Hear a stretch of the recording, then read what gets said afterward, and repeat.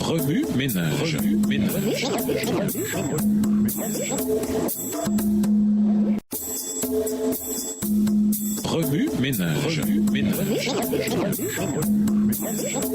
Bienvenue à notre émission Remue ménage. Noire leçon 2, le message du sanctuaire. Lisons Hébreux 9, les versets 1 à 15. Hébreux 9, les versets 1 à 15. La première alliance avait aussi des ordonnances relatives au culte et le sanctuaire terrestre. Un tabernacle fut en effet construit. Dans la partie antérieure, appelée le lieu saint, était le chandelier, la table et les pains de proposition. Derrière le second voile se trouvait la partie du tabernacle appelée le Saint des Saints, renfermant l'autel d'or pour les parfums et l'arche de l'alliance entièrement recouverte d'or. Il y avait dans l'arche un vase d'or contenant la manne, la verge d'Aaron qui avait fleuri et les tables de l'alliance. Au-dessus de l'arche étaient les chérubins de la gloire, couvrant de leur ombre le propitiatoire. Ce n'est pas le moment de parler en détail là-dessus. Verset 6. Or, ces choses étaient ainsi disposées, et les sacrificateurs qui font le service entrent en tout temps dans la première partie du tabernacle, et dans la seconde, le souverain sacrificateur seul entre une fois par an, non sans y apporter du sang qu'il offre pour lui-même et pour les péchés du peuple.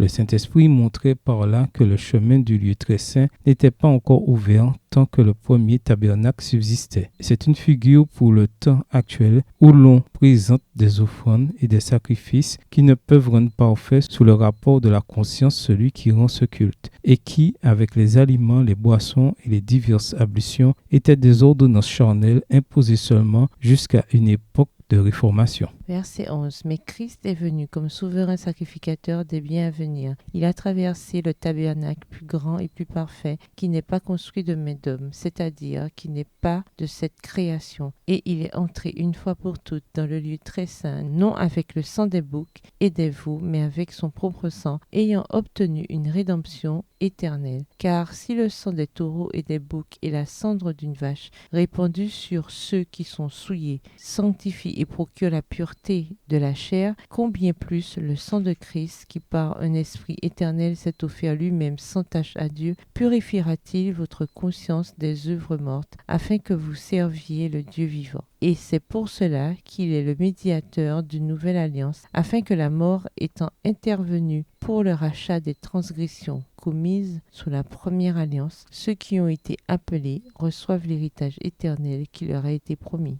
Introduire la découverte du sanctuaire. Le sanctuaire céleste n'a pas toujours été bien compris. Les premiers adventistes millérites avaient accepté le point de vue populaire selon lequel le sanctuaire était la terre. En appliquant cette interprétation erronée à Daniel 8, verset 14 et à plusieurs autres versets clés, les millérites conclurent à tort que la terre serait purifiée par le feu lors du retour de Jésus, soit en 1843 ou 1844. Malheureusement, après la grande déception, de nombreux croyants adoptèrent diverses explications erronées. Certains, croyant qu'ils s'étaient trompés de date, fixèrent de nouvelles dates, mais ce mouvement finit par s'éteindre. D'autres y allèrent d'une interprétation plus symbolique, selon laquelle Jésus était déjà revenu dans un sens spirituel plutôt que physique. D'autres encore pensèrent que le jugement avait eu lieu en un seul jour au lieu d'être un jugement continu qui avait commencé en 1844 et se poursuivrait jusqu'à peu de temps avant le retour du Christ. C'est à cette dernière explication que nous croyons aujourd'hui. Alors que les croyants se débattaient avec leur amère déception, quelques-uns purent se défaire de la conviction que le problème résidait dans leur interprétation du sanctuaire et non dans leur calcul de la date. Le 7 février 1846, O.R.L. Crozier, alors âgé de 25 ans, publia un article dans The Day Star Extra. Dans cet article, il décrivit le lien entre la fin de la prophétie des 2300 jours, le sanctuaire céleste et le ministère de Jésus à la fin des temps. Il expliqua comment le sanctuaire de Daniel 8, verset 14, n'était pas sur terre, mais dans les cieux. Il montra comment Jésus s'était déplacé d'une pièce du sanctuaire céleste à une autre, commençant une nouvelle phase de son ministère avec l'œuvre du jugement. Il montra aussi comment le jour des expiations serait accompli par le ministère de Jésus dans le ciel. L'article contenait quelques erreurs doctrinales, mais Dieu conduisait lentement son peuple à une compréhension plus complète et plus large de sa parole. Cette leçon explore quelques-uns des passages qui amenèrent ces étudiants de la prophétie à découvrir que Jésus exercerait son ministère dans un sanctuaire céleste plutôt que terrestre. chapitre. Remue-ménage. Lisez Hébreux 9, versets 1 à 15 à partir de la version biblique de votre choix. Si vous êtes pressé, écrivez une partie du passage principal.